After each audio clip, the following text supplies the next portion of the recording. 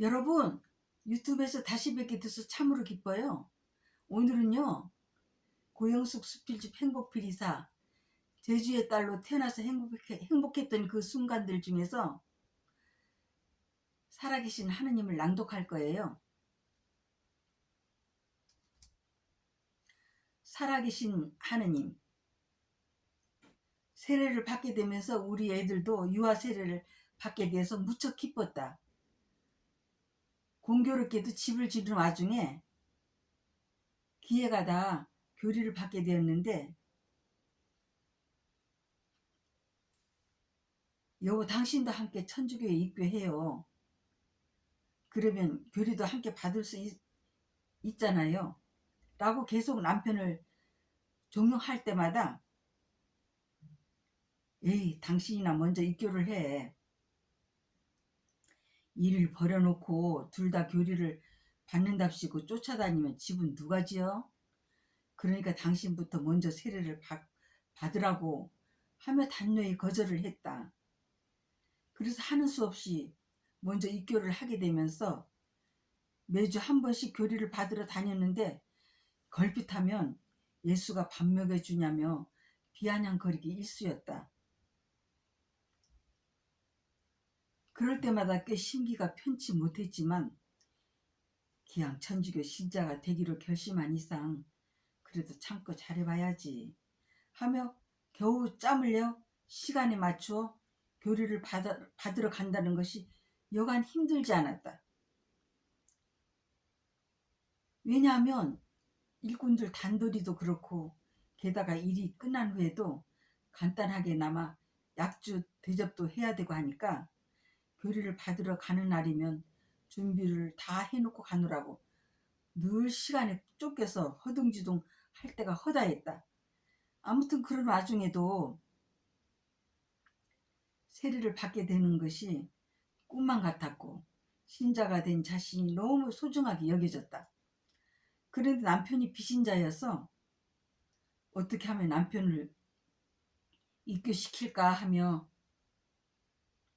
고심하고 있는데 하루는 건축한 집이 매매가 돼서 가능한 다시 건축을 해야 되니까 어떻든 간에 집을 사놓아야 했었다.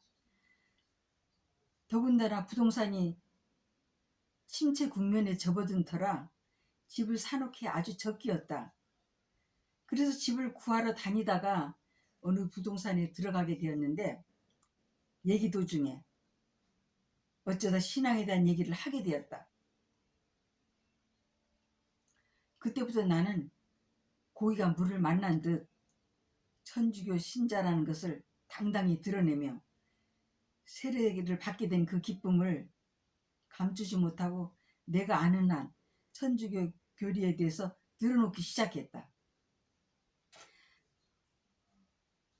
물론 그 아저씨도 본인의 신앙관을 토로하던 중 사실 우리 집사람도 옆에 있지만 앞으로 내가 신앙생활을 하게 된다면 꼭 천주교 신자가 될 겁니다 라고 하셨다.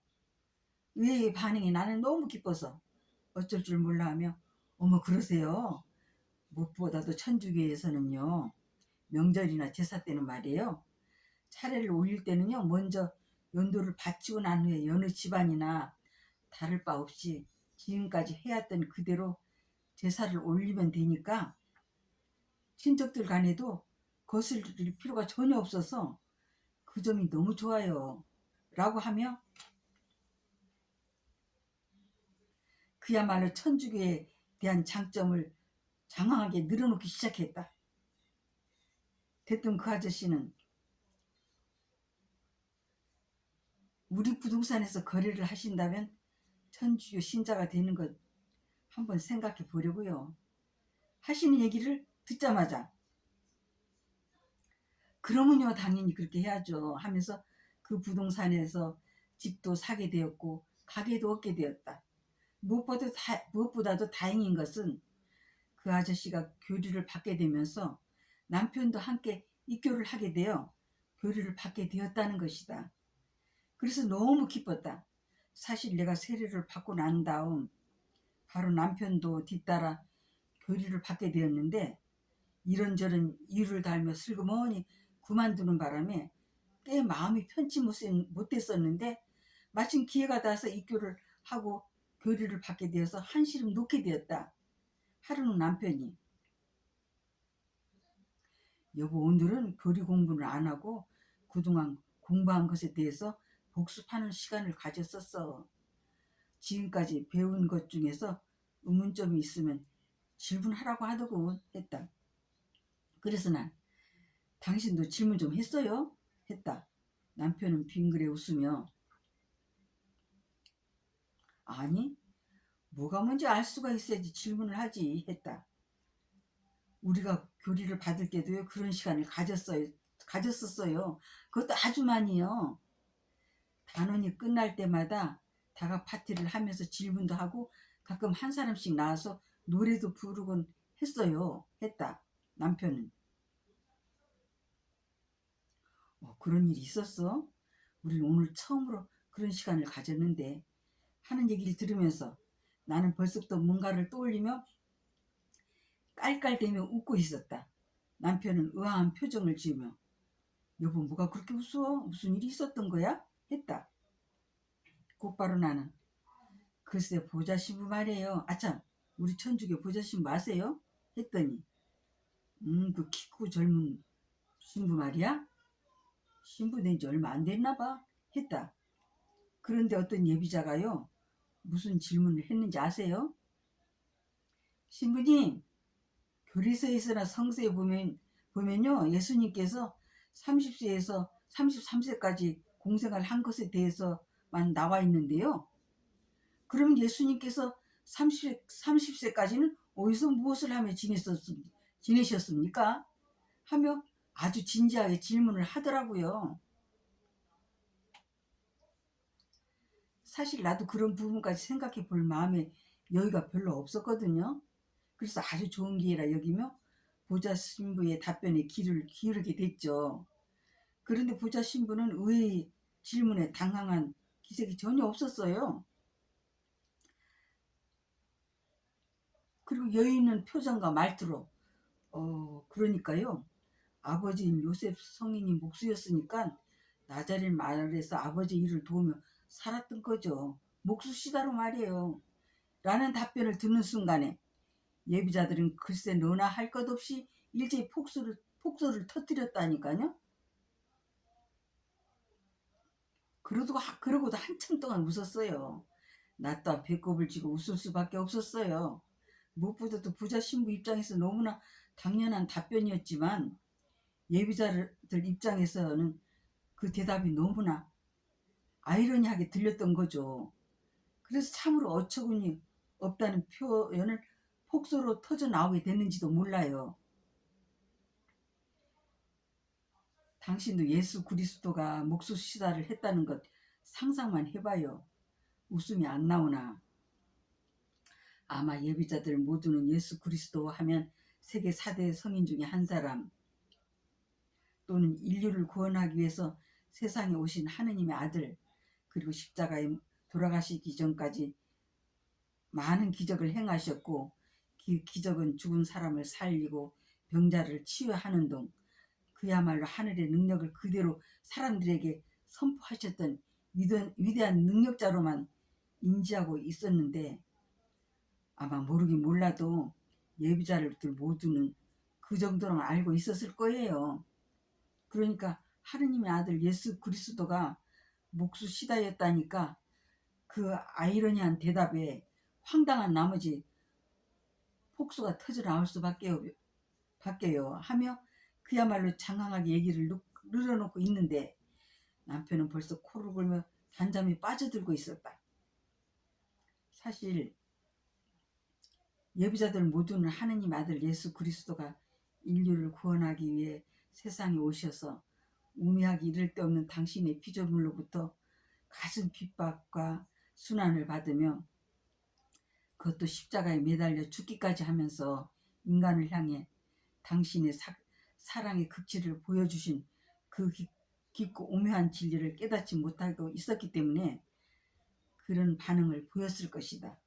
내 자신 또한 그들처럼 심오한 진리를 깨달은 바가 전혀 없었기 때문에 그날 거기서 함께 폭소를 터뜨릴 수밖에 없었고, 배꼽을 쥐고 웃으면서 남편에게까지 그날의 얘기를 하게 된 것이니까 말이다. 그 후로 남편은 예비자를 위한 성지순례에 동참하기 위해서 꽤 마음의 준비를 하는 것 같았다. 그런 남편의 모습을 보는 나 자신 또한 그렇게 마음이 뿌듯할 수가 없었다.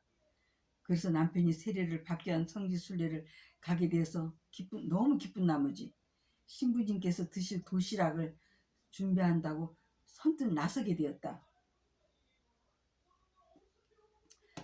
그래서 가게 일을 보면서 일주일 내내 내 생에 그렇게 정성을 다해서 음식을 준비해 본 적이 전혀 없다. 그러니까 떠오르는 메뉴가 있으면 곧바로 시장으로 달려가서 식재료를 사다가 메뉴별로 준비를 하다 보니까 밥까지 포함해서 11가지 메뉴를 마련하게 되었다. 정말 기쁜 마음으로 준비를 해서인지 전혀 피곤하지도 않았다. 더군다나 아이들도 어리고 가게 일도 만만찮았었는데 남편이 세례를 받게 되니까 그 정도는 아무것도 아니라고 여기며 그야말로 눈코 뜰 새 없이 준비를 했다. 게다가 성지순례에 동참기로 한 가족들도 한껏 마음이 부풀어 있었다. 그래서 다음 날로 다가온 성지순례를 위해서 준비해 놓은 재료를 다시 손질하며 조리할 수 있게 가지런히 만반의 준비를 해놓았다. 그리고 가게에 흩어진 물건들을 제자리로 정리해 놓으며, 그래, 미리 조리를 해 놓으면 맛이 덜 날지도 모르니까 밤이 익숙해지면 그때부터 가져갈 메뉴를 조리하기 시작해야지 하며 셔터를 내리려는 순간 아주머니 잠깐만요 하는 소리가 들려와서 뒤를 돌아보니까 처음 보는 아가씨가 헐레벌떡 달려오면서 잠깐 기다려달라고 하는 것이었다. 그래서 난 그래요 하며 아마 저 아가씨가 내일 일요일이니까 어디 하고 갈 액세서리를 사려고 하나 봐 하며 내가 가게에 들어서자마자 대뜸 그 아가씨도 가게 안으로 들어오더니만 이거요 하며 그것도 우리 가게에서 제일 비싼 비너스 스탠드를 덥석 잡더니 내쳐 값도 묻지 않고 가장 큰 곰 등 비싼 물건들로만 수두룩하게 골라놓았다. 그래서 계산을 해보니까 하루 매출액은 좋긴 능가하는 금액이었다. 그리고 그 아가씨는 계산을 한 다음 택시를 불러서 싣고 갔다. 나는 그 아가씨를 보내고 난 다음 생각하면 할수록 너무 신기했다. 와, 하루 매출내가 맘먹는 매상을 올리다니 정말 기적이야. 기적 하며 게다가 그 시간에 오지 않았으면 살 수도 없었을 텐데 타이밍이 절묘했어. 아무튼 정성을 다해서 성지순례를 갈 준비를 했더니만 내일 가게 문 닫고 가는 것까지 다 하시고는 손님을 보내주신 거야. 내일 매상을 미리 채워주시기 위해서 말이야. 와, 정말 신기해. 지금의 내 경우를 두고 살아계신 하느님을 체험했다고 하는 거야. 역시 믿고 의지할 분은 오직 하나님 아버지시구나 하며 아주 말할 수 없이 기쁜 마음으로 콧노래까지 불러가면서 미리 준비해 놓은 식재료를 가지고 메뉴별로 조리를 하기 시작했다. 그리고 예쁘게 장식까지 해가며 랩으로 포장을 해서 박스에 차곡차곡 담았다. 잠자리에 들어서도 일주일 내내 준비해서 만든 음식을 성지에 가서 내놓을 생각을 하며 들뜰 마음을 가눌 길 없어 하다가 어느새 잠이 들었다. 다음날 우리 가족들은 한마음 한뜻이 되어 기쁜 마음으로 성지순례를 갔다 왔는데 가족들 모두가 성지순례를 위해서 준비해 왔던 것만큼 그 어느 때보다 감회가 남다를 수밖에 없었다. 지금도 살아계신 하느님을 만나게 된 그때 그 순간을 항상 잊지 못한다. 그리고 늘 행복하다. 여러분 잘 들으셨나요? 지금부터는요, 제 작품 얘기 할게요. 그렇게 행복필이 사죠. 행복필이 사를 계속 애청해 주시고요. 주문을 해서 가족분들하고 같이 읽으십사 하는 거죠. 이웃분들에게도 많이 알려주시고요.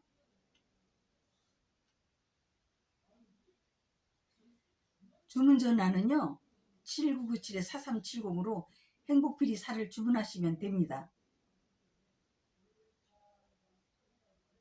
여러분 늘 행복하세요. 화이팅!